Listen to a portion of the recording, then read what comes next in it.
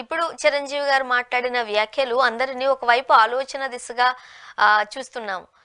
ఏదైతే ప్రజారాజ్యం పార్టీ ఉందో దానికి రూపాంతరమే జనసేన పార్టీగా అభివర్ణించారు. మీరేం చెప్తారు? రూపాంతరం కూడా ఒక యాంగిల్ రూపాంతరమే, ఇంకొక యాంగిల్లో అసలు కాదు. కాదేంది చిరంజీవి గారు ప్రజారాజ్యాన్ని ఎందుకు పెట్టారు? కాంగ్రెస్ ఆ రోజు తెలుగుదేశం రెండు పార్టీలు ఉన్నాయి. చంద్రబాబు గారి నాయకత్వంలో తెలుగుదేశం, రాజశేఖర రెడ్డి గారి నాయకత్వంలో కాంగ్రెస్. ఈ రెండు పార్టీలు ఇన్నేళ్ల పాటు ఈ రాష్ట్రాన్ని పరిపాలించాయి. ఈ రెండు పార్టీలు చాలా దుర్మార్గంగా పరిపాలించడం వల్ల ప్రజలు నష్టాలు పోయారు. ఈ రాష్ట్రం బాగలేదు. ఈ రెండు పార్టీలు ప్రత్యామ్నాయంగా నేను ప్రజారాజ్యం పెడతానని చెప్పాడు. 18% మంది ప్రజలు ఓట్లేశారు. సరాసరి 6 నెలలు జరగకుండా కాంగ్రెస్ లో కలిసిపోయినాడు. కాంగ్రెస్ లో కలిపేసినాడు. ఏ పార్టీ వద్దనుకున్నాడో ఆ పార్టీలో కలిపేసినాడు. కలిపేసి కేంద్రంలో మంత్రి అయిపోయినాడు. అదేమో రూపాంతరం మన తెలియదు. మీరు పార్టీ ఎందుకు పెట్టారు, ఎందుకు చేసినారు? పార్టీ పెట్టింది మీరు ఈ రెండు పార్టీలకు ఆల్టర్నేటివ్ గా పోయి అదే పార్టీలో కలిపేసినారు. ఇది నెంబర్ 1. కాబట్టి ప్రజారాజ్యం పెట్టిన కాన్సెప్ట్ భిన్నమైన రాజకీయ నిర్ణయం చిరంజీవి గారు తీసుకున్నారు. మళ్ళీ జనసేన ఎందుకు పెట్టారు?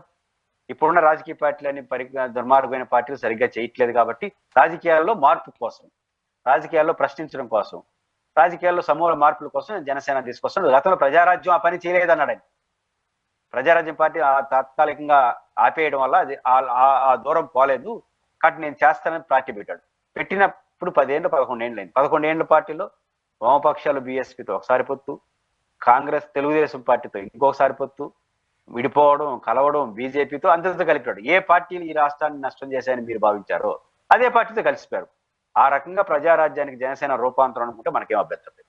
చిరంజీవి గారి మాట అంటే ఆయన పార్టీ ఎందుకు పెట్టాడు? కాంగ్రెస్ కి వ్యతిరేకంగా అదే పార్టీలో కలిసిపోతున్నాడు. చిరంజీవి గారు పవన్ కళ్యాణ్ గారు పార్టీ ఎందుకు పెట్టాడు? అన్ని పార్టీలు కొట్టేసి మనం వద్దామని అన్ని పార్టీలతో కలిసిపోతున్నాడు. ఆ రకమైన రూపాంతరం అనుకుంటే వెళ్ళను కొనసాగింపు అనుకోవచ్చు. అంటే అందుకు అట్ట మాట్లాడినాడా? కాబట్టి జనసేన కానీ ప్రజారాజ్యం కానీ ప్రజలు ఆల్టర్నేటివ్ కావాలని కోరుకున్నారు. ఇప్పుడున్న రాజకీయ పార్టీకి మీరు ఆల్టర్నేటివ్ కావాలన్నారు. అదే మీరు చెప్పారు, దాంట్లో మాత్రం నిలబడలేకపోయినారు. బట్ రెండో రూపంలో ఏ పార్టీలకు వ్యతిరేకంగా మీరు పార్టీ అదే పార్టీతో సంబంధాలు మెయింటైన్ చేసినారు, అదే పార్టీలో చేరినారు. కాబట్టి ఆ రకంగా ప్రజారాజ్యానికి జనసేన రూపాంతరం అనుకుంటే చిరంజీవి గారిని మనస్ఫూర్తిగా అభినందించవచ్చు.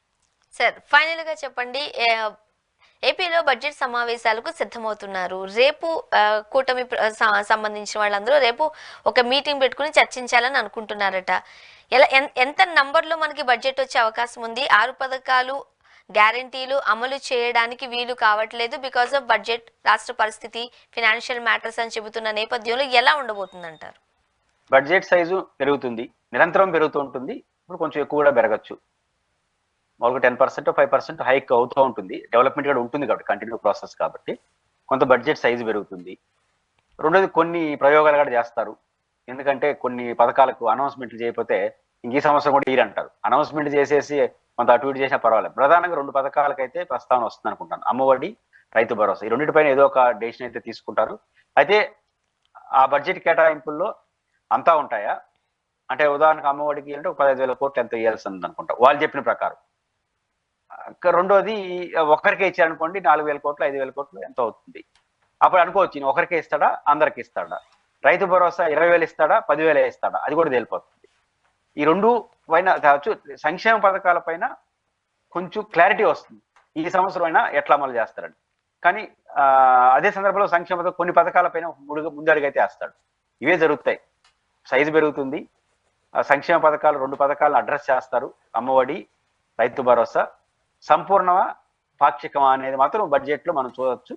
ఇవన్నీ బడ్జెట్ లో పెట్టినటువంటి అమలు అవుతాయంటే అది కూడా నాకైతే నమ్మకం లేదు. ఎందుకంటే సైజు పెరిగి అవన్నీ అమలు అయితే మనకు నేను అనుకుంటా ఈ రోజు మనకు ఈ సంవత్సరం 50,000 కోట్ల రూపాయల పన్నుల ద్వారా వస్తుందని ప్రభుత్వం అనుకుంటుంది. రావాలి కదా, రాకపోతే మళ్ళీ అక్కడ కేటాయింపులన్నీ పడిపోతాయి.